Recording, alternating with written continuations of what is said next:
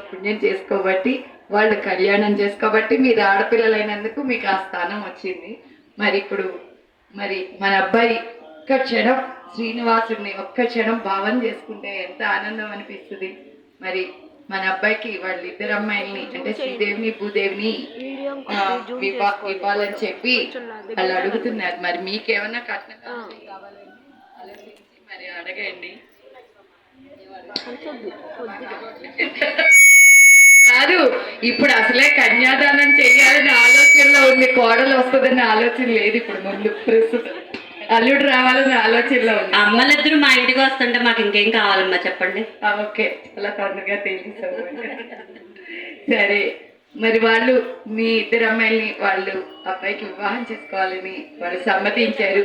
మరి మీకు మరి మీ అమ్మాయిలకి ఏమైనా కోరికలు ఉన్నాయి, మరి వాళ్ళు ఏమైనా తీరుస్తారో తీర్చలేరో మరి చూసుకోవాలి కదా. మీ కోరికలు ఏంటో మరి మీ అమ్మాయిలకి ఎన్ని బంగారు నగలు కావాలో లేకపోతే ఏం కావాలో బాగా చూసుకుంటే చాలు. ఓకే, సుగుణ ఏం పర్వాలే, చక్కగా బుద్ధ మీద కూర్చోబెట్టి కోడలు చూసుకుంటుంది, ఏం పర్వాలేదు. ఇంకొకరు వస్తారు. లక్ష్మీ వెంకటరమణ గోవింద గోవింద. ఇద్దరు సమ్మతించేశారు. ఆ కొబ్బరికాయ మీద చెయ్యి వేసి నేను చెప్పింది మీరు చెప్పండి. నారాయణపుర నివాసస్తులైన ఆకాశరాజు ధరణీదేవి స్థానంలో ఉన్న మా ప్రథమ పుత్రిక అలివేలు మంగతాయారును ద్వితీయ పుత్రిక పద్మావతీ దేవిని శేషాచల నివాసస్తులైన ఒకలామాత ప్రియపుత్రుడు శ్రీనివాసునికి ఇచ్చి కన్యాదానము చేయుటకు దేవతా ఋషి అయిన బృహస్పతుల వారు నిర్ణయించిన శుభముహూర్తమునకు ఇది ఆహ్వాన శుభలగ్న పత్రిక. ఇటు నుంచి అడుగులించండి అమ్మా.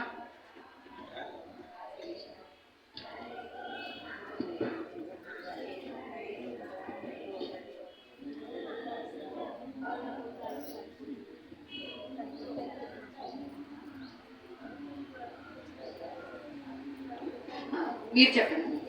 శేషాచల నివాసస్తులైన ఒకలామాత స్థానములో ఉన్న మా ప్రియపుత్రుడు శ్రీనివాసునకు నారాయణపుర నివాసస్తులైన